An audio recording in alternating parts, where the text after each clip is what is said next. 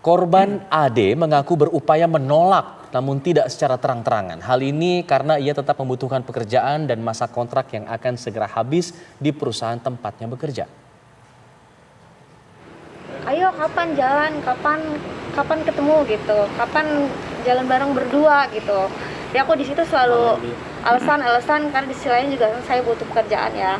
Jadi nggak mungkin langsung bilang enggak lah kayak langsung gitu. Jadi makanya kayak alasan entar gitu diulur-ulur dan sampai sekarang tuh terakhir karena kebetulan aja aku mau selesai kontrak di tanggal 13 Mei ini, dia itu apa sih namanya kayak nagih lagi gitu, ayo kan kamu mau perpanjangan kapan nih jalan bareng berdua gitu ya.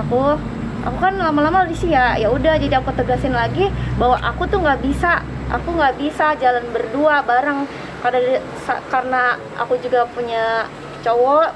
Terus udah gitu kayak apa sih kayak harga diri gitu, kayak nagih-nagih terus. Nah, Ya, seorang karyawati berinisial AD yang bekerja di daerah Cikarang, Bekasi, Jawa Barat ini mengaku geram dengan tingkah laku seorang atasannya. Atasan yang nakal itu kabarnya mengajak sang karyawati untuk staycation, katanya untuk kencan berdua demi memperpanjang kontrak kerja yang segera habis. Ajakan itu terus dilontarkan sang bos meski telah ditolak oleh Ade. Nah, atas kejadian ini pemirsa, Ade yang berusia 23 tahun ini pun melaporkan kasusnya ke polisi sehingga kasus ini menjadi viral. Apakah kontrak kerja Ade ini pemirsa akhirnya tidak diperpanjang karena persoalan ini?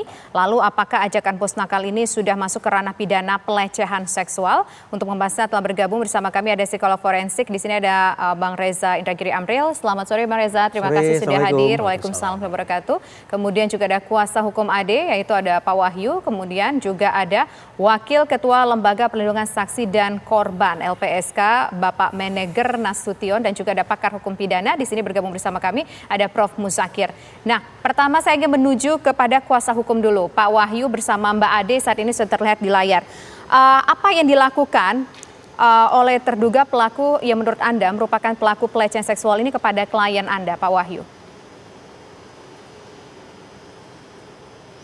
Ya, kami melihat secara non-verbal atau secara non-fisik pelaku sudah melakukan, sering melakukan pelecehan melalui secara langsung ataupun melalui via telepon. Secara langsungnya apa Pak Wahyu? Kalau memang Anda katakan ada secara langsung dan secara fisik, apa yang dilakukan? Sudah berapa kali itu dilakukan? Sebetulnya sejak berakhirnya kontrak yang pertama, yaitu kurang lebih sekitar bulan Februari, itu sudah mulai ada indikasi ajakan-ajakan untuk makan bersama atau jalan bersama kepada klien kami. Apakah ajakan-ajakan itu terdokumentasi sebagai bukti, Pak? Ya, ada chat ajakan-ajakan tersebut.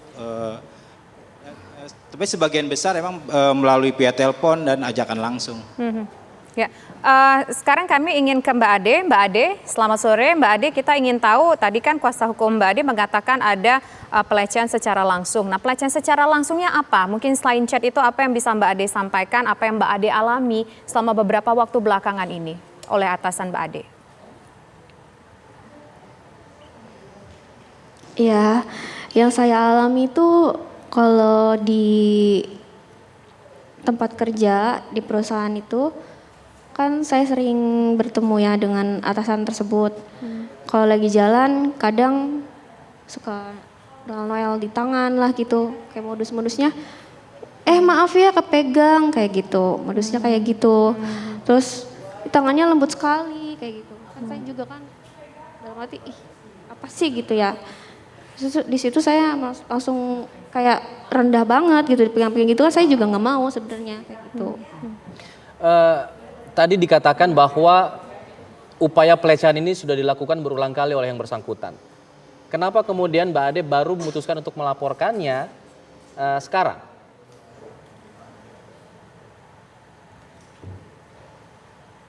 Ya karena emang udah terlalu sakit gitu, udah kayak tertekan karena perbuatan dia. Ya, Mbak Ade kan tadi mengatakan nggak suka dipegang-pegang, tangannya halus segala macam. Yang buat Mbak Ade ngerasa direndahin banget dengan kegiatan seperti itu oleh atasan Mbak Ade. Kemudian Mbak Ade juga kerap beberapa kali ditelepon oleh atasan Mbak Ade ini ya. Ketika telepon, apa yang disampaikan oleh sang atasan kepada Mbak Ade? Itu nggak pernah saya angkat. Oh, nggak pernah diangkat. Berapa lama Mbak Ade sudah kejadian seperti ini? Dari mulai dia suka Mbak Ade ngerasa risih secara fisik, disentuh oleh beliau begitu, kemudian sampai dengan saat ini Mbak Ade akhirnya melaporkan, berapa lama peristiwa ini terjadi? Dari semenjak saya join di perusahaan tersebut. Berapa lama? Apakah dalam waktu bulanan atau mungkin tahunan sudah terjadi Mbak Ade? Hampir 6 bulan. Oke. Kurang lebih hampir 6 bulan. Oke. Lalu sekarang status karyawan Mbak bagaimana? Apakah kontraknya kembali diperpanjang atau putus kontrak? Sudah habis, putus. Karena kan saya menolak ajakan si atasan itu. Mbak Ade, masa kontrak yang diputus itu, apakah Mbak Ade ini diputus lebih awal dari waktu jatuh tempo kontrak yang harusnya habis? Misalkan harusnya habis di bulan Juni, tapi Mbak Ade sekarang diputus kontraknya. Atau mungkin sesuai? Sesuai. Karena kan saya kontrak sampai tanggal 13 Mei 2023. Di situ udah ada rencana buat mau diperpanjang, tapi karena saya menolak ajakan atasan tersebut, jadi saya nggak jadi, kayak di cancel perpanjangannya. Mbak Ade, Jadi dia tuh minta bawahannya. Mbak Ade, atasan ini apakah atasan Mbak Ade langsung, atasan langsung divisi Mbak Ade, atau mungkin atasan yang berkaitan misalkan mungkin orang HRD di perusahaan Mbak Ade, atau seperti apa? Seperti apa korelasinya dengan Mbak Ade atasannya? Itu dia seorang manajer yang jabatannya sudah level tinggi lah di situ. Paling tinggi di perusahaan tersebut. Sepengetahuan Mbak Ade, selama ini apakah manajer ini melakukan godaan-godaan tadi hanya kepada Mbak Ade seorang atau memang ada orang lain mungkin yang mengalami hal yang sama dengan Mbak Ade?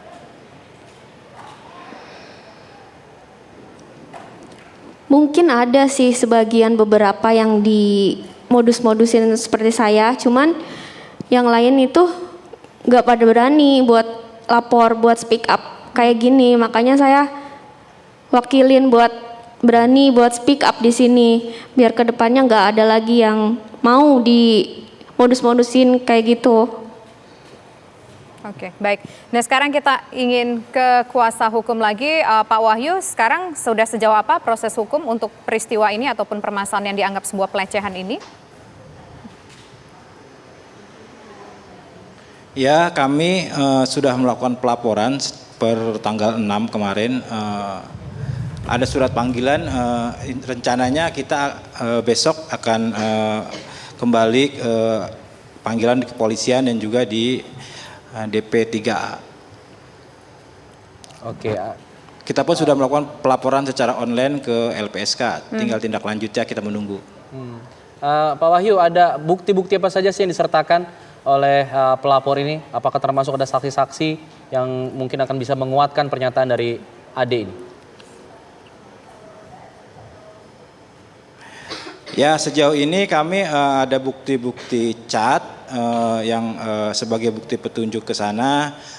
Juga ada saksi yang emang merasakan hal tersebut di lingkungan perusahaannya. Ya, nanti kita lihatlah perkembangan dari penyidikan tersebut. Oke, baik. Sekarang kita ingin ke Mas Reza. Mas Reza, kita sudah mendengar tadi singkat keterangan dari Mbak Ade, walaupun hanya mungkin tidak bisa menggali semuanya, kemudian juga keterangan dari kuasa hukum, dan juga termasuk disampaikan ada tadi bukti chat. Apakah ini cukup untuk membuktikan ada pelecehan seksual di sana, Mas Reza?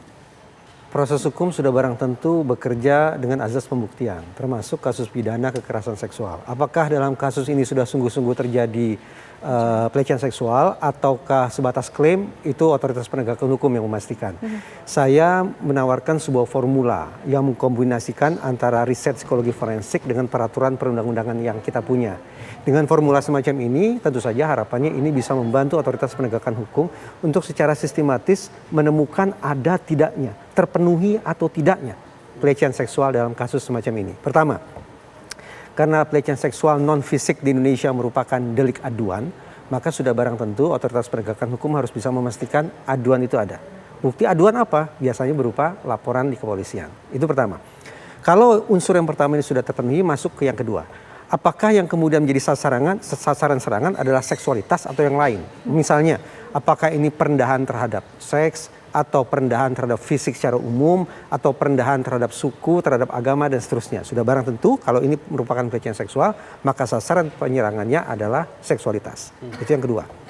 Yang ketiga, harus bisa dipastikan bahwa inisiatif atau prakarsa itu sepenuhnya datang dari si pelaku, bukan dari korban. Berapapun persennya, korban tidak boleh ada peran mengundang, mengajak, memancing atau apapun itu. Jadi sekali lagi harus sepenuhnya datang dari si pelaku.